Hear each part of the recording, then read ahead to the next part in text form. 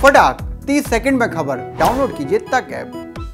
नमस्ते, मैं अविचल दुबे। न्यूज़ तक को आप नए रंग रूप में देख रहे हैं, लेकिन रौनक वही है, एक्सप्लेन करने का तरीका वही है जिसे आप लगातार पसंद करते आ रहे हैं। कोरोना के नंबर्स जिस तेजी से देश में इंक्रीज हो रहे हैं, 1 लाख से ज़्यादा नंबर जो बीते 2 दिन में दोनों दिन आए हैं वो काफ़ी ज़्यादा हैं। 9 महीने बाद ऐसा हुआ है कि देश में इतने ज़्यादा नंबर्स हैं, तो अब लोगों के मन में काफ़ी ज़्यादा सवाल उठ रहे हैं। कई सारी बातें जो उनके दिमाग में आ रही हैं वो लोग सर्च कर रहे हैं, इंटरनेट पर जाकर इस बारे में पता कर रहे हैं कि ऐसा कब होगा या इसके लिए क्या किया जाए।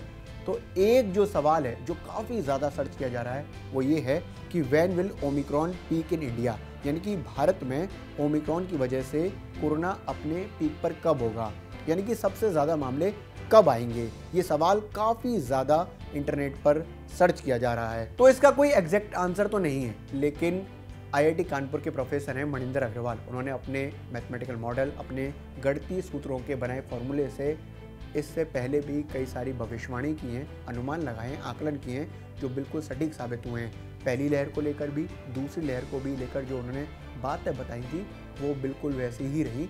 इसके साथ साथ तीसरी लहर को लेकर भी कुछ रोज़ पहले भी उन्होंने कई सारी बातें कही थी, वो काफ़ी ज़्यादा सही साबित हुई हैं। और अब उन्होंने नई बात और जोड़ी है, उन्होंने अपनी रिसर्च को करेक्ट किया है और बेहतर किया है। और उन्होंने कहा है कि डेटा जो उन पर तैयार हुआ और ज़्यादा डेटा तैयार हुआ, उसके हिसाब से जनवरी के आखिरी सप्ताह में और फरवरी के शुरुआती दौर में देश में कोरोना की तीसरी लहर आ सकती है। और इसके बाद उन्होंने जो बात कही है वो हमें जान लेनी चाहिए। उन्होंने कहा है कि इस लहर में हर रोज़ 4 से 8 लाख कोरोना मामले आ सकते हैं। इसलिए ज़रूरी हो जाता है कि अस्पतालों में इलाज के लिए बेहतर व्यवस्थाएं कर ली जाएं, क्योंकि ऐसा हो जाएगा जब इतने नंबर्स आएंगे तो बेड की कमी पूरे देश में हो सकती है। जिस तरह से हमने डेल्टा की वजह से आई दूसरी लहर से देखा था कि देश में किस तरह का हाहाकार मचा था वेंटिलेटर की वजह से, ऑक्सीजन की कमी की वजह से। प्रोफेसर मणिंदर अग्रवाल ने अपनी स्टडी में, अपने इस आकलन में दिल्ली और मुंबई का भी स्पेशली जिक्र किया है। उन्होंने बताया है कि दिल्ली मुंबई का हल क्या होगा। तो उन्होंने दिल्ली के बारे में बताया, तो दिल्ली के लिए उन्होंने कहा कि दिल्ली में ये लहर जो है अपने पीक पर पहले हो सकती है। ऐसा ज़रूरी नहीं है कि जनवरी के लास्ट वीक में ही दिल्ली में सबसे ज़्यादा नंबर आएँ। उन्होंने कहा कि 15 जनवरी के आसपास वो तारीखें हो सकती हैं जब तीसरी लहर दिल्ली में अपने पीक पर हो सकती है, यानी कि सबसे ज़्यादा नंबर्स आ सकते हैं। ये नंबर 35 से 70 हज़ार के बीच में हो सकते हैं, यानी कि हर रोज़ 35 से 70 हज़ार मामले दिल्ली में 15 जनवरी के आसपास आ सकते हैं।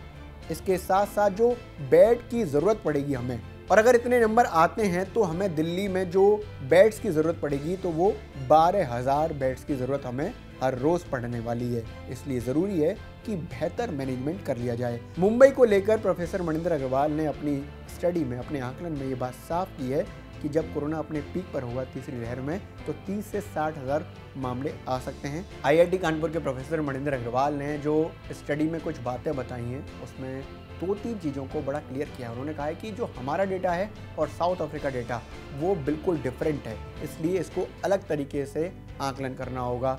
इस हिसाब से जो पहले नंबर्स बताए गए थे उससे ज़्यादा नंबर्स अब सामने आ रहे हैं कि 4 से 8 लाख नंबर्स हो सकते हैं हर रोज़। पहले जो हमें स्टडी में समझ में आ रहा था उसमें 1.5 से 2 लाख नंबर्स इंडिया में अपने पीक पर दिख रहे थे। प्रोफेसर मणिंदर अग्रवाल ने यह भी साफ किया है कि आकलन करना बड़ा कठिन है, बड़ा मुश्किल है कि एग्जैक्टली इसी समय तीसरी लहर होगी, इसलिए चेंजेस आते रहते हैं। जिस हिसाब से कोरोना का ये जो वेरिएंट है वो तेजी से बढ़ रहा है। प्रोफेसर मणिंदर अग्रवाल ने पहले जो स्टडी की थी उसमें ये साफ तौर पर कहा था, जो अनुमान लगाया था उसमें कहा था कि हमें घबराने की ज़रूरत नहीं है, क्योंकि ये इन्फेक्शियस है, संक्रामक है ओमिक्रॉन वेरिएंट, लेकिन घातक कम है। मतलब डेल्टा के मुकाबले घातक कम है। हाँ, घातक है लेकिन उतना ज़्यादा नहीं है जितना हाहाकार डेल्टा ने मचाया था।